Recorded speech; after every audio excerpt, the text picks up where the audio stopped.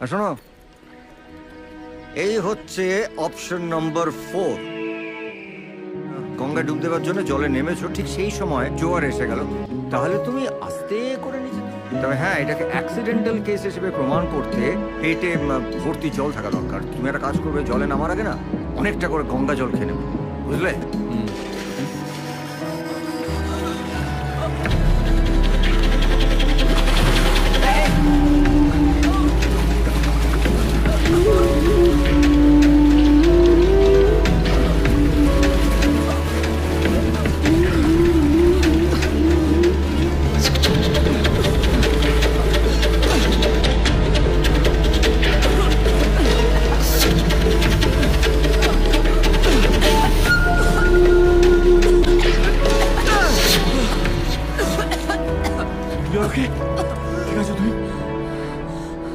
আমাকে বাঁচালেন কেন আপনি? কি? আমি আর বাঁচতে চাই না। কি পাগলামি হচ্ছে এটা? হ্যাঁ, পাগল হয়ে গেছি আমি। মরে যেতে দিন আমায়। চুপ! আস্তে।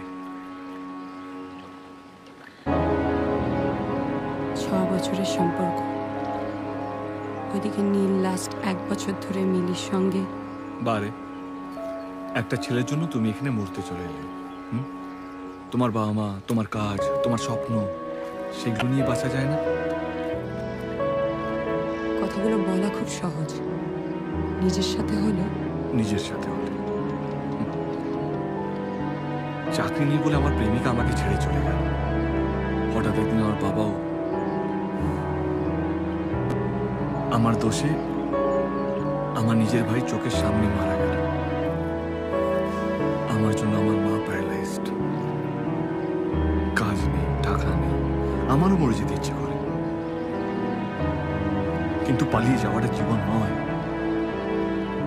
জীবনের আরেকটা নাম হচ্ছে চেষ্টা। সময়ের সাথে সাথে সব ঠিক হয়ে যায়।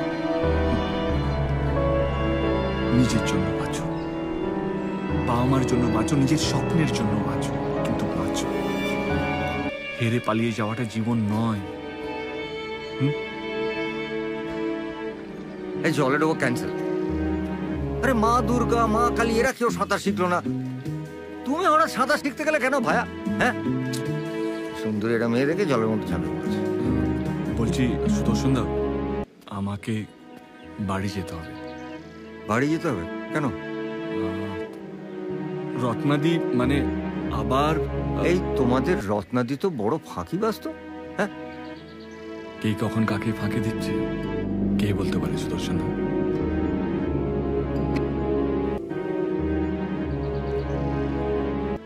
চলো। আপনার কাল ফ্লাইট কখন? টিকিট এখনো দেয়নি কোম্পানি, মনে হয় রাততলা থেকে হবে। তাহলে একটা কাজ করুন না, কাল 5টার সময় হেদুয়া বাস স্ট্যান্ডে দেখা করুন। আপনার বার্থডেটাও সেলিব্রেট করে নেব। হ্যাঁ, আপনি ওখান থেকে ডিরেক্টলি এয়ারপোর্ট চলে যাবেন আর আমি টিউশনে। Please please. না মানে আমাদের যদি আর দেখা নাই হয় তাহলে গুড বাইটা অন্তত মেমোরেবল হওয়া উচিত না? বেশ। এরকম চাকরি কেন নিলেন বলুন তো? মানে দেখুন, আমরা না হয় কদিনের বন্ধু, আমার কথা বাদই দিন। মাকে ছেড়ে কি করে থাকবেন এতদিন? কোনো উপায় ছিল না। উপায় ছিল না মানে? মানুষ চেষ্টা করলেই উপায় বের করতে পারে, আপনাকে বলেছিলাম না? চাকরিটা তো আর আপনি মন থেকে করছেন, ভালো কি করে থাকবেন? টাকা থাকলেই তো আর ভালো থাকা যায় না, কাছের মানুষগুলোকেও তো লাগে নাকি?